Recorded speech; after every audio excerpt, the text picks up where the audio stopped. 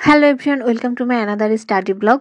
তো আজকে আমি আন্তর্জাতিকের সাজেশনটা শেয়ার করব। আমি কোন কোন টপিকগুলো পড়ছি এটা একটু দেখাই দেব, আর কিছু কোশ্চেনের অ্যান্সার করব। আর পড়াশোনা গুছাই নেওয়ার জন্য কিছু ট্রিক্স আমি যেটা ফলো করি সেটা আজকে একটু শেয়ার করব। তো ভিডিও স্টার্ট করা যাক। তো ফার্স্টে সকালে ঘুম থেকে উঠে আমি আমার সকালের স্লটটা শুরু করছি, যেটা হচ্ছে আন্তর্জাতিক দিয়ে। আন্তর্জাতিকের সেকেন্ড লেকচারটা আমি জাস্ট ধরছি, ফার্স্টটা আমার শেষ হয়ে গেছে, তো আমি সেকেন্ডটা ধরছি। সেকেন্ডটা পড়বো আর ফার্স্টেরটা একটু রিভিশন করব, কারণ রিভিশন না করলে আসলে একটানা পড়ে গেলে হবে না। রিভিশন যত বেশি রিভিশন করব তত বেশি মনে থাকবে। তো যে পড়াটা আজকে পড়ছি, কালকে আবার যে পড়াটা শুরু করব। তো পড়াটা শুরু করার আগে 5 মিনিট কিন্তু আমাদের প্রিভিয়াস যে পড়াটা পড়ছি ওইটা একটু রিভিশন করা উচিত। আমি একটু পরে দেখাই দিচ্ছি যে আমি আন্তর্জাতিকের কি কি টপিক পড়তেছি। তো তার আগে একটা কমেন্টের অ্যান্সার করে নিই। তো আমাকে একজন কোশ্চেন করছে যে আপু আসলে এরকম কোশ্চেন ম্যাক্সিমাম টাইমে আসে যে কত ঘন্টা পড়া উচিত আমার। তো এটার অ্যান্সার হচ্ছে, কেউ কখনো কাউকে আসলে বলে দিতে পারবে না যে আপনার কত ঘন্টা পড়া উচিত বা আমার কত ঘন্টা পড়া উচিত। কারণ দেখেন, সবার ব্রেন তো আর একভাবে কাজ করে না, তাই না? একটা টপিক আপনার পড়তে 1 ঘন্টা সময় লাগছে, আমার পড়তে দেখা গেল যে তার থেকে বেশি লাগছে বা কম লাগতেছে। তো আমি যত ঘন্টায় পড়া শেষ করতে পারবো, আপনি ওইটা নাও পারতে পারেন, বা আমার থেকেও কম টাইমে পড়া শেষ করতে পারেন। তো আসলে কত ঘন্টা পড়া উচিত এটা সম্পূর্ণই ডিপেন্ড করে নিজের উপর, যে আসলে আপনি কিভাবে পড়তেছেন বা আপনার মনে রাখার অ্যাবিলিটিটা কেমন বা পড়ার ধরনটা কেমন তার উপরে।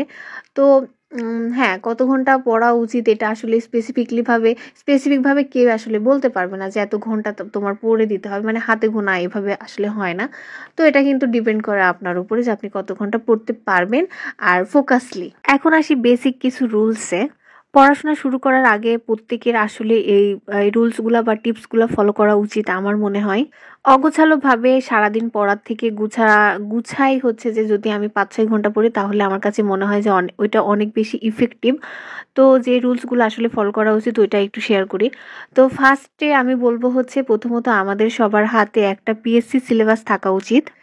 দেন আমি যে সাবজেক্টটা পড়া স্টার্ট করতে যাচ্ছি ওই সাবজেক্টটার পিএসসি থেকে যে গুরুত্বপূর্ণ টপিকগুলো সিলেক্ট করা হয়েছে ওগুলা আন্ডারলাইন করা বা মার্ক করা। পিএসসি সিলেক্টেড টপিকের বাইরেও কিন্তু অনেক কোশ্চেন করা হয়, তো সেগুলো আসলে ইম্পর্টেন্ট কোনগুলা থেকে ম্যাক্সিমাম টাইমে কোশ্চেন করা হয় ওগুলাও একটু আন্ডারলাইন করা। দেন ওইটা সুন্দরভাবে একটা প্যাড খাতায় বা নোট খাতায় যেটাই হোক, ওইটাতে সুন্দরভাবে লিখা। এটাতে হয় কি, একটা ধারণা থাকে যে এই সাবজেক্টটার জন্য আমার এই টপিকগুলা পড়তে হবে। তো এটাতে একটা গুছানো একটা আইডিয়া থাকে যে না, এটা আমাকে শেষ করতে হবে। এটার জন্য অবশ্য টাইম ফিক্সড করে বা দিন ফিক্সড করে রাখা যায় যে এত দিনের মধ্যে আমাকে এই টপিকটা বা এই বইটা শেষ করতে হবে। তো দিকের একটা সাজেশন যেটা আমি রেডি করছি। তো ফার্স্টে যদি দেখায় তাহলে এখানে আন্তর্জাতিক সংগঠন ও বৈশ্বিক অর্থনৈতিক প্রতিষ্ঠান। আর পিএসসি থেকে যে ইম্পর্টেন্ট টপিকগুলো বলা হয় সেটা আন্তর্জাতিক সংগঠন ও বৈশ্বিক অর্থনৈতিক প্রতিষ্ঠান, তারপরে পরিবেশ ইস্যু ও কূটনীতি, বৈশ্বিক ইতিহাস, আঞ্চলিক আন্তর্জাতিক ব্যবস্থা ও ভূ রাজনীতি।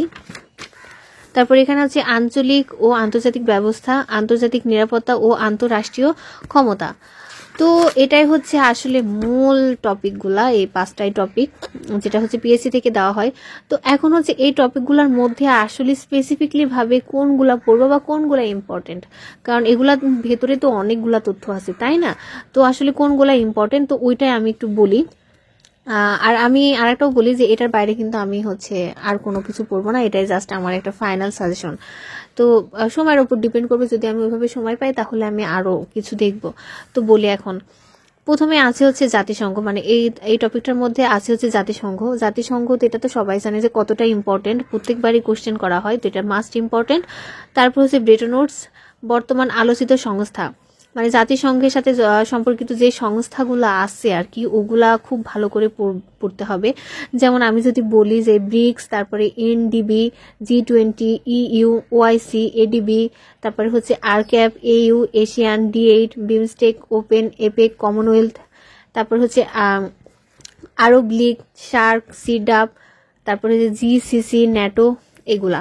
তো এগুলা আমার একবার করে পড়া হয়েছে, তো এই জন্য আসলে মাথায় একটা করে টিক দিয়ে রাখছি। তো এটা প্রথম টপিক। সেকেন্ড টপিকটা পরিবেশ ইস্যু ও কূটনীতি। যেটার মধ্যে রয়েছে কোপ সম্মেলন। তারপর পরিবেশ ইস্যুর মধ্যে কিন্তু অনেক হচ্ছে সম্মেলন বা যে যেমন হচ্ছে প্রোটোকলগুলো আছে, তো ওগুলো ভালো করে পড়তে হবে। আর পরিবেশ সংক্রান্ত আলোচিত যতগুলো টার্মস আছে সবগুলাই পড়তে হবে। তারপরে বৈশ্বিক ইতিহাস, আঞ্চলিক আন্তর্জাতিক ব্যবস্থা ও ভূ রাজনীতি, এটার মধ্যে হচ্ছে বিশ্ব সভ্যতা, প্রথম ও দ্বিতীয় বিশ্বযুদ্ধ সব পড়তে হবে। প্রথম বিশ্বযুদ্ধ, দ্বিতীয় বিশ্বযুদ্ধের A to Z কাভার করতে হবে, ক্লিয়ারভাবে পড়তে হবে, সময় বেশি লাগুক সমস্যা নাই। তারপর হচ্ছে বিভিন্ন রকমের যুদ্ধ, তো বিভিন্ন যুদ্ধগুলা পড়তে হবে, যেমন ফরাসি বিপ্লব, রুশ বিপ্লব, স্নায়ুযুদ্ধ, বার্লিন সংকট, আরব ইসরায়েল যুদ্ধ, আরব বসন্ত, তারপরে আছে হচ্ছে ভারত পাকিস্তান যুদ্ধ। ওকে, তো এগুলো পড়তে হবে। দেন সেকেন্ড টপিকে আসি, আঞ্চলিক ও আন্তর্জাতিক ব্যবস্থা, যেটার মধ্যে হচ্ছে ভারত, যুক্তরাষ্ট্র, ইউক্রেন, শ্রীলঙ্কা, চীন, রাশিয়া, মায়ানমার, মধ্যপ্রাচ্য, আফ্রিকান আলোচিত দেশ, মানে আফ্রিকানের আলোচিত দেশগুলো আসলে পড়তে হবে। তারপরে ভূ রাজনৈতিক আলোচিত ইস্যু, যেটা দেখতে হবে। দেন আসি হচ্ছে আন্তর্জাতিক নিরাপত্তা ও আন্তঃরাষ্ট্রীয় ক্ষমতা, যেখানে গুরুত্বপূর্ণ যে চুক্তিগুলো আছে সে চুক্তিগুলো ভালোভাবে পড়তে হবে, সনদগুলা পড়তে হবে, সামরিক জোট, যুদ্ধ মান ও অস্ত্র, কূটনৈতিক পরিভাষা। তো এটাই হচ্ছে আর কি আমার আন্তর্জাতিকের সাজেশন, যেটা আপাতত আমি এখন এই টপিকগুলাই পড়বো। দেন আমি যদি সময় পাই তারপরে বাইরের কোনো টপিক পড়বো। আর এগুলা কিন্তু যেগুলো আমি লিখছি মানে এমন সুন্দরভাবে পড়তে হবে যেন হচ্ছে এটার মধ্যে থেকে যেখান থেকে কোশ্চেন করা হোক ওইটা কিন্তু আমি ইজিলি অ্যান্সার করতে পারি। আর হ্যাঁ, অবশ্যই পত্রিকা পড়ার তো কোনো বিকল্প না, এটা সবাই বলে, আমিও বলতেছি। আর আমার যেহেতু অভ্যাস নাই, বাট আমি আস্তে আস্তে অভ্যাস তৈরি করতেছি। তো এটাই হচ্ছে আন্তর্জাতিকের সাজেশন। তো অন্যান্য সাজেশন আমার রেডি করা আছে, যদি বলেন তাহলে আমি শেয়ার করব। তো সেকেন্ড রুলস হচ্ছে যে টপিকগুলো আমি লিখলাম ওই টপিকের ফার্স্ট থেকে ধরে ধরে হচ্ছে প্রত্যেকটা টপিক শেষ করা A to Z, দরকার হলে 2, 3, 4, 5টা আপনাদের ইচ্ছা, যতগুলা বই থেকে কালেক্ট করা যায়, টাইম বেশি লাগুক কোনো সমস্যা নাই, কিন্তু যে টপিকটা একবার পড়বেন ওইটা যেন হচ্ছে একদম প্রপারলি পড়া হয়, মানে A to Z একদম ক্লিয়ারভাবে পড়তে হবে। দেন হচ্ছে সবগুলা তথ্য এক জায়গায় হচ্ছে যে লিখা, যেটাকে আমরা শর্টকাটে হচ্ছে নোট বলতে পারি। তো আমি যেটা করি হচ্ছে যে বইটা আমি সিলেক্ট করি ওই বইটাতে সবগুলা তথ্য আমি হচ্ছে এক জায়গায় করি, তাহলে আর নেক্সট টাইমে পড়ার সময় বারবার আমাকে ওই 5টা বই খুলে খুলে পড়তে হবে না, যে টপিকের এখানে এটা আছে এটা এখানে আছে। তো যে কোনো একটা বই সিলেক্ট করে ওই বইয়ে ওখানে আশেপাশে লিখে রাখা। তো এটাও যদি আমি একটু প্র্যাকটিক্যালি দেখাই দিই তাহলে এই তো যেমন এখানে হচ্ছে ন্যাটো, তারপর হচ্ছে আঞ্জুস, ইন্টারপোল, দেন হচ্ছে বৈশ্বিক অর্থনৈতিক প্রতিষ্ঠান। এই যে আমি ছোট ছোট করে দেখেন এখানে সাইডে লিখে রাখছি, কারণ এটাই হচ্ছে আমার ফাইনাল নোটস। আমি প্রত্যেকটা টপিকের জন্য আসলে আলাদা আলাদা বই আমি বের করব না, জাস্ট এখন একটু টাইম নিয়ে পড়তেছি, বাট 3-4টা বই একসাথে নিয়ে পড়ে যে টপিকগুলা হচ্ছে যে তথ্যগুলা এখানে নাই ওই তথ্যগুলা নিয়ে কিন্তু আমি যে পাশাপাশি ছোট ছোট করে লিখে রাখছি, তাহলে একটা বইয়ের মধ্যে আমি সব পাচ্ছি, এটাতে আমার টাইমও সেভ হচ্ছে। তো আমার প্রত্যেকটা ইয়েতেই কিন্তু এরকম হচ্ছে সাইডে লেখা আছে। তো এরকম প্রত্যেকটা টপিক ধরে ধরে আসলে পড়া উচিত, যেটা আমি অলরেডি শুরু করে দিছি পড়া। তো আজকে চলতেছে কিন্তু আমার সেকেন্ডটা, মানে যে এটা চলতেছে। তো এটার মধ্যে যেটা আছে পরিবেশ দূষণ, গ্রিন হাউস, জলবায়ু পরিবর্তন, পরিবেশবাদী যে এই যে সংগঠন যেগুলা, যেটা আমি দেখাইলাম যেখানে যে চুক্তি বা প্রোটোকল বা সম্মেলন যেগুলা, এগুলাই হচ্ছে যে এটা আসলে। তো সম্মেলনগুলা যদি আমি একটু দেখাই, যেমন হচ্ছে গ্রিন পিস, তারপরে UNEP, IUCN, IPCC, তারপরে হচ্ছে ICAN, তারপর যে ক্রিয়েটো প্রোটোকল, মন্ট্রিল প্রোটোকল, তারপর হচ্ছে কার্টাগোনা প্রোটোকল, কোপ সম্মেলন, ধরিত্রী সম্মেলন। তো এটাই হচ্ছে রুলসে চলে যাওয়া যাক, যেটা হচ্ছে আমি কালকে কি পড়বো ওইটা আমাকে আগের দিন রাতে ঠিক করে রাখতে হবে। লাইক কালকে হচ্ছে 27 তারিখ, আজকে 26 তারিখ, তো আমি 27 তারিখ সকাল থেকে কি পড়াশোনা শুরু করবো বা কি পড়বো ওইটা আমি 26 তারিখের রাতেই হচ্ছে রেডি করে রাখবো, তাহলে সকালে ঘুম থেকে উঠে আসলে আমাকে টেনশন করতে হবে না যে আমি কোথায় থেকে শুরু করব, কারণ ওই টু ডু লিস্টটা তখন বের করব, প্রথমে যেটা লেখা আছে ওইটা দিয়ে শেষ পর্যন্ত জাস্ট শেষ করব। ফোর্থ রুলস যেটা হচ্ছে আমি যে টপিকটা পড়বো ওই টপিকটা আমি কোন কোন সোর্স থেকে পড়বো সেটা আমাকে আগেই ঠিক করে রাখতে হবে, তাহলে পড়ার সময় কনফিউশনটা একটু কম কাজ করবে যে আসলে কোথা থেকে পড়বো, কি পড়বো না পড়বো, মানে একটা অন্যরকম একটা অবস্থা আসলে তখন তৈরি হবে না। আগে থেকে যদি আমাদের ধারণা থাকে যে আমি এই টপিকটার জন্য এই বইটা সিলেক্ট করছি বা এই বই থেকে পড়বো, তাহলে কিন্তু বই খুঁজতে খুঁজতে আমাদের যে টাইমটা ওয়েস্ট হয় ওইটা কিন্তু সেভ হয়ে যাবে। এটাকে আসলে গুছিয়ে পড়া বলে। সুন্দর একটা যদি প্ল্যান থাকে তাহলে এই প্ল্যানটাকে এক্সিকিউট করতে কিন্তু অত বেশি কষ্ট করতে হয় না। তো সবকিছুর ক্ষেত্রে আসলে একটা প্ল্যানিংটা অনেক ইম্পর্টেন্ট। অমনোযোগী হয়ে বেশি বেশি টপিক শেষ করার থেকেও ইম্পর্টেন্ট হচ্ছে মনোযোগী হয়ে 2-3টা টপিক শেষ করা। সাজেশনও দিয়ে ফেলছি, তারপরে কিছু টিপসও বলছি, আবার কিছু কমেন্টে রিপ্লাইও করছি। এখন আবার একটু পড়াতে আসি। তো আমি এখন ম্যাথ করতেছি। ম্যাথের আমি নোট তৈরি করছি বেসিক্যালি, কারণ ম্যাথের অবস্থা তো একটু খারাপ। সবগুলা যদি এক ইয়েটার মধ্যে থাকে তাহলে এটা আসলে পড়তে আমার জন্য সুবিধা হয়।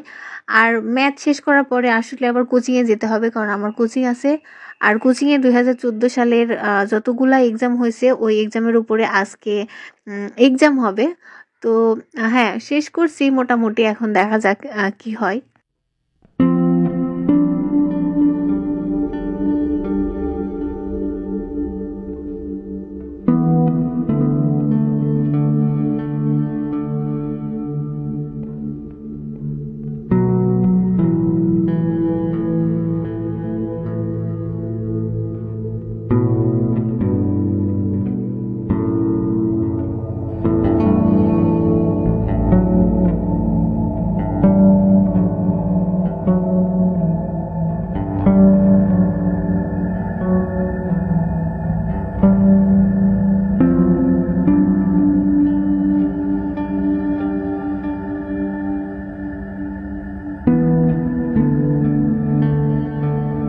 কোচিং এর বাইরে ছোটখাটো একটা ফুলের বাগান আছে, যেখানে আজকে এত সুন্দর ফুল ফুটছে। অনেকই ফুল আছে, আমার তো মনে হয় যে সবগুলা তুলে নিয়ে চলে যায়। তো এই ফুলটা একটু বেশি সুন্দর লাগছে। এই ফুলের নাম কি আমাকে জানাবেন, আমি কিন্তু কোনো ফুল এভাবে চিনি না। কোচিং থেকে আসার পরে হচ্ছে গোসল করে আমি একটু ছাদে চলে গেছি, কারণ যেহেতু শীত পড়ে গেছে আর চুল ভালোভাবে না শুকালে আমার প্রচণ্ড মাথা পেন করে, যেটা আমার এটা একদম মেজর একটা প্রবলেম।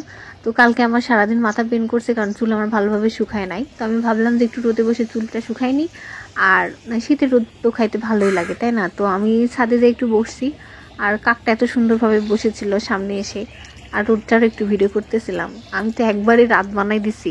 আজকের মতো এখানেই বিদায় নিচ্ছি, দেখা হবে অন্য কোনো ভিডিওতে। ততক্ষণে সবাই ভালো থাকবেন, আল্লাহ হাফেজ।